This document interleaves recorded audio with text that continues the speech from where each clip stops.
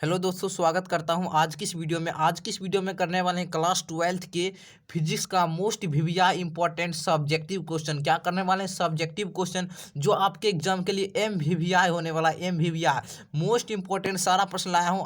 आपका बहुत ही ज़्यादा डिमांड था, आप लोग कमेंट बहुत ही ज़्यादा कर रहे थे।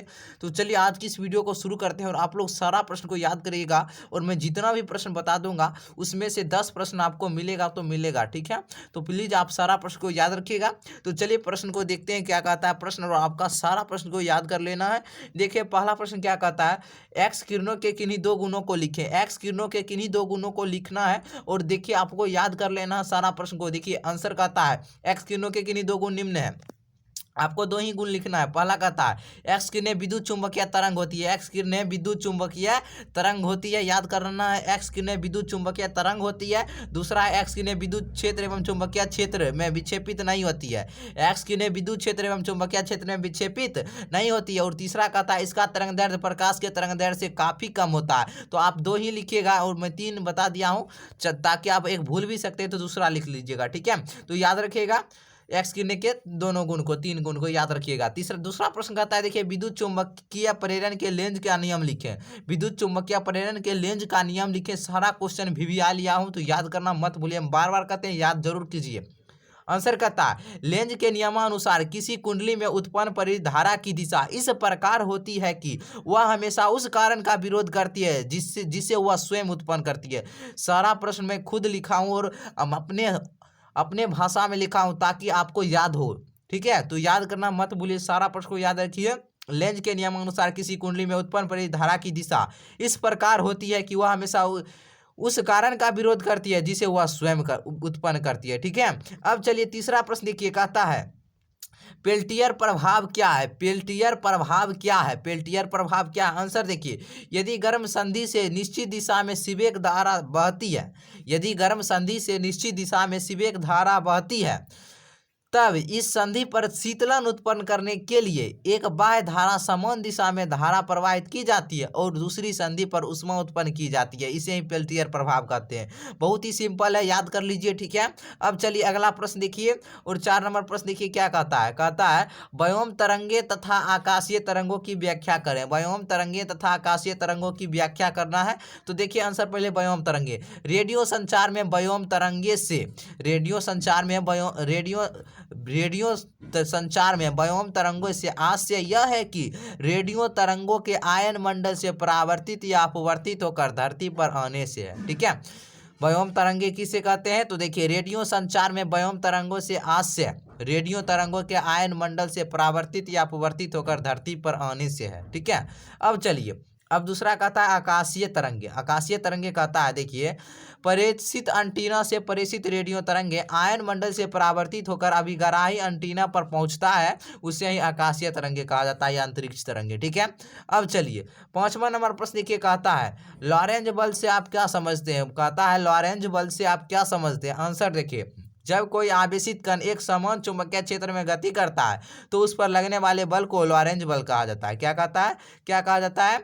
लॉरेंज बल कहा जाता है। जब किसी आवेशित कण एक समान चुंबकीय क्षेत्र में गति करता है तो उस पर लगने वाले बल को लॉरेंज बल कहा जाता है। यानी आप सारा प्रश्न को आप लोग क्या कीजिएगा, याद कर लीजिएगा। 6ठा प्रश्न देखिए, विद्युत द्विध्रुव की परिभाषा लिखिए। आंसर देखिए, जब समान परिमाण के दो विपरीत आवेश बहुत ही अल्प दूरी पर स्थित हो तो इस व्यवस्था को विद्युत द्विध्रुव कहा जाता है, ठीक है। विद्युत द्विध्रुव कहा जाता है, याद रखिएगा। अब चलिए 7वां प्रश्न देखिए क्या कहता है।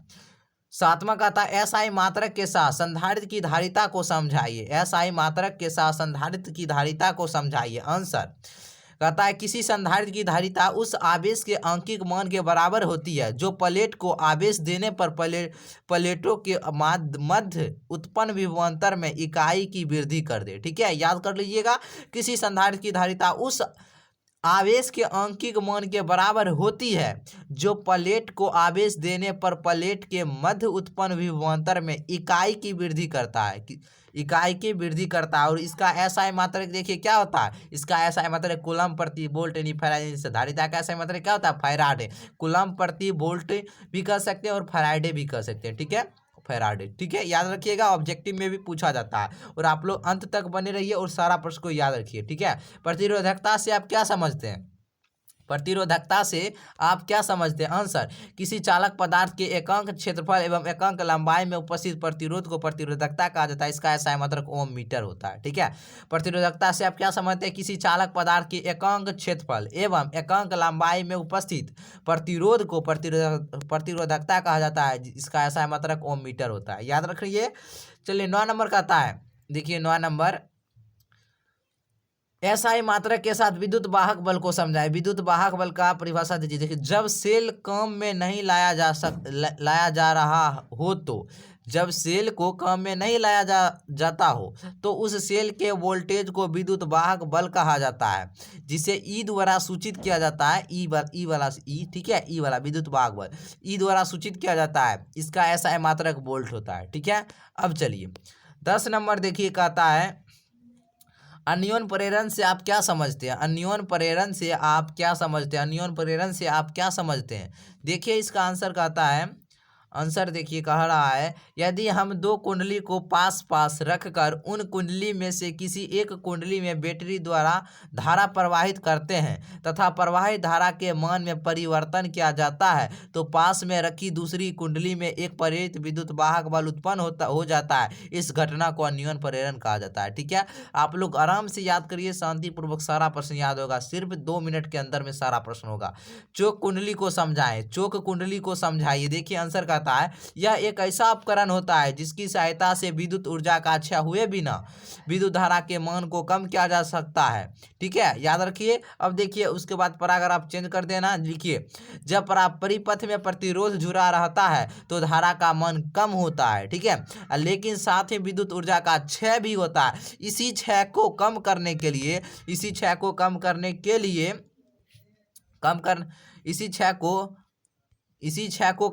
के लिए संधारित्र या परिपथ से बने उपकरण चोक कुंडली का उपयोग किया जाता है। ठीक है, याद कर लीजिएगा। देखिए, कहता है यह एक ऐसा उपकरण होता है जिसकी सहायता से विद्युत ऊर्जा का क्षय हुए बिना विद्युत धारा के मान को कम किया जा सकता है। जब परिपथ में प्रतिरोध जुड़ा रहता है तो धारा का मान कम हो जाता है, लेकिन साथ ही विद्युत ऊर्जा का क्षय भी होता है। इसी क्षय को कम करने के लिए परिपथ में परिकत्व या संधारित्र से बने चोक कुंडली का उपयोग किया जाता है। याद रखिएगा। अब देखिए क्या कहता है प्रश्न 12 नंबर, पृथ्वी के चुंबकीय तत्व को समझाइए। पृथ्वी के चुंबकीय तत्व को समझाइए। आंसर देखिए, कहता है पृथ्वी के चुंबकीय क्षेत्र, नति या नमन कोण, दिक्पात कोण इत्यादि के अनुपात को पृथ्वी का चुंबकीय तत्व कहा जाता है। ठीक है, चुंबकीय तत्व कहा जाता है। ठीक है, पृथ्वी के चुंबकीय तत्व से क्या समझते हैं, याद कर लीजिए। 13 नंबर, अपवर्तनांक से आप क्या समझते हैं? आंसर, निर्वात या हवा में प्रकाश की चाल एवं किसी माध्यम में प्रकाश की चाल के अनुपात को अपवर्तनांक कहा जाता है, जिसे म्यू द्वारा सूचित किया जाता है। सिंपल है, निर्वात में प्रकाश की चाल किसी माध्यम में प्रकाश की चाल के अनुपात को अपवर्तनांक कहा जाता है, जिसे म्यू द्वारा सूचित किया जाता है। म्यू बराबर CV, यानी सी यहाँ क्या है, निर्वात यानी हवा में प्रकाश की चाल, आइए किसी माध्यम में प्रकाश की चाल भी। ठीक है, चलिए याद रखिएगा। चलिए 14 नंबर देखिए, कहता है निकट दृष्टि दोष क्या है, इसके कारण लिखे। आंसर, निकट दृष्टि दोष में निकट की वस्तु दिखाई पड़ती है लेकिन दूर की वस्तु स्पष्ट रूप से दिखाई नहीं पड़ती है। इसे ही क्या कहते हैं, निकट दृष्टि दोष कहते हैं। और इसका कारण देखिए, पहला कारण है, 2 ही कारण कहता है, नेत्र लेंस और रेटिना के बीच की दूरी बढ़ जाना। ठीक है, नेत्र लेंस और रेटिना के बीच की दूरी बढ़ जाती है। ठीक है, और दूसरा कहता है नेत्र लेंस की फोकस दूरी सामान्य से घट जाती है। नेत्र लेंस की फोकस दूरी क्या होती है, सामान्य से घट जाती है। अब चलिए 15 नंबर देखिए, कहता है कार्बन प्रतिरोध का कलर कोड से आप क्या समझते हैं? कार्बन प्रतिरोध के कलर कोड से आप क्या समझते हैं? तो आंसर देखिए, कहता है कार्बन प्रतिरोध का प्रतिरोध एवं आकर्षण इतना छोटा होता है कि इसका मान निकालना संभव नहीं है। अतः कार्बन प्रतिरोध का मान निकालने के लिए जिस तकनीक का प्रयोग किया जाता है उस तकनीक को कलर कोड कहा जाता है। ठीक है, सिंपल है और परीक्षा में पूछा जाता है सारा प्रश्न। ठीक है, 16 नंबर देखिए, कहता है इंद्रधनुष से आप क्या समझते हैं? आंसर लिखिएगा, ये तो अपना खुद से भी बनाकर लिख सकते हैं। इंद्रधनुष में 7 रंगों का स्पेक्ट्रम चाप के आकार में हमें आकाश में दिखाई पड़ता है। इंद्रधनुष के रंगों का क्रम लाल, नारंगी, पीला, हरा, नीला, जामुनी और बैगनी और बैगनी होता है। ठीक है, क्या कहता है, इंद्रधनुष में 7 रंगों का स्पेक्ट्रम चाप के आकार में हमें आकाश में दिखाई पड़ता है। इंद्रधनुष के रंग का क्रम लाल, नारंगी, पीला, हरा, नीला, जामुनी, बैगनी होता है। ज्यादातर लाल रंग सबसे बाहर और बैगनी रंग सबसे अंदर होता है। ठीक है, तो याद रखिएगा। अब देखिए 17 नंबर प्रश्न कहता है एंड गेट को समझाइए। एंड गेट को समझाइए, हम आपको बता भी चुके हैं और अभी बता देते हैं। एंड गेट को समझाइए। देखिए आपसे पूछा जाता है इस तरह से, इस गेट में 2 निवेशी चर ए और बी लगा रहता है। ठीक है, तथा एक निर्गत चर वाई होता है। दोनों के बीच संबंध का यानी बुलियन व्यंजक हम बता चुके हैं, वाई बराबर ए डॉट बी। एंड पूछता है ए डॉट बी दर्शाया जाता है इसके संकेत, यानी संकेत अंतिम में डी है तो डी वाला व्यक्ति बना दीजिए। ठीक है, अब देखिए इधर हो गया निवेशी क्या हो गया, निवेशी चर, इधर हो गया निर्गत चर यानी इनपुट आउटपुट। ठीक है, तो इन्हें ए हो गया, इधर बी हो गया, इधर क्या हो गया, इधर आपका y हो गया। देखिए वही है, इस चिन्ह से दर्शाया जाता है। एंड गेट को समझाइए, इसी हम देखिए समझ लीजिए और याद कर लीजिए। ठीक है, याद करना क्या है, समझ लीजिए, हो गया। 18 नंबर देखिए, नमन कोण को परिभाषित करिए। नमन कोण को परिभाषित करिए, ये क्वेश्चन देखिए ऑब्जेक्टिव में पूछा जाता है हर एक बार। आंसर देखिए, किसी स्थान पर पृथ्वी का चुंबकीय क्षेत्र क्षैतिज के साथ जितना कोण बनाती है उसे नति या नमन कोण कहा जाता है। फिर किसी स्थान पर पृथ्वी का चुंबकीय क्षेत्र क्षैतिज के साथ जितना कोण बनाती है उसे नति या नमन कोण कहा जाता है। और यहाँ से आपका ऑब्जेक्टिव देखिए पूछता है, पृथ्वी के ध्रुव पर 90 डिग्री और पृथ्वी के भूमध्य रेखा एवं चुंबकीय विषुवत रेखा पर 0 डिग्री होता है। ठीक है, नमन कोण नहीं, पृथ्वी के ध्रुव पर नमन कोण का मान कितना होता है 0 डिग्री, और पृथ्वी के भूमध्य रेखा पर एवं विषुवत रेखा पर नमन कोण का मान कितना होता है 0 डिग्री, याद रखिएगा। और ये पूछा जाता है हर एक बार एक ऑब्जेक्टिव में भी। ठीक है, 19 नंबर, अचालक लिखा है, अर्धचालक नहीं है। ठीक है, अचालक लिखा, अचालक को समझाइए। आंसर, वैसा पदार्थ जिससे विद्युत धारा प्रवाहित नहीं होता है अचालक कहलाता है। इसकी प्रतिरोधकता 10⁻⁻9 ओम मीटर से 10⁻11 ओम मीटर के बीच होता है, जैसे कांच, प्लास्टिक। ठीक है, तो सिंपल है, जिससे विद्युत धारा प्रवाहित नहीं होती है अचालक कहलाता है। अब देखिए 20 नंबर, अर्धचालक को समझाइए। वैसा पदार्थ जिससे अल्प मात्रा में विद्युत धारा प्रवाहित होती है उसे अर्धचालक कहा जाता है। इसमें अल्प मात्रा में विद्युत धारा प्रवाहित होती है, जैसे जर्मेनियम, कार्बन और इत्यादि, और सिलिकॉन, ये भी हो सकता है।